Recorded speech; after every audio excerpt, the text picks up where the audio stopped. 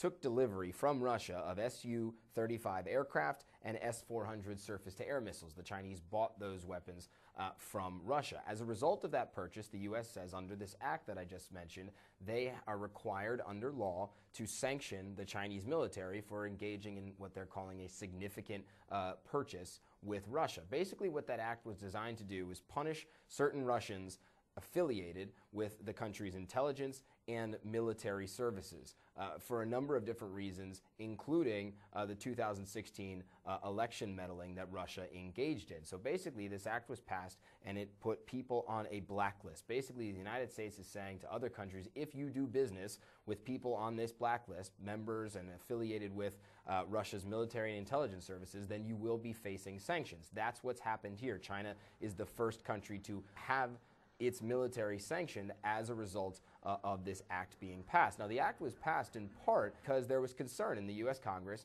that President Donald Trump would not act toughly against Russia or even move to ease sanctions. So Congress passed this act as a result. And so really, China, you could argue, is kind of collateral damage in all of this. And you might imagine that China is not too thrilled about this. So at a Ministry of Foreign Affairs briefing on Friday afternoon in Beijing, a spokesman said that the sanctions have severely violated the basic norms of international relations and damaged the relations between the two countries and two militaries. We strongly urge the U.S. side to correct the mistakes immediately and revoke the so-called sanctions. Otherwise, the U.S. has to bear the consequences of it. Now, what those consequences will be, we're not entirely sure. But look, what the U.S. is saying here is China or any other country, if you do not want to get sanctioned by the United States, then do not do business with people on that blacklist. Matt Rivers, CNN, Beijing.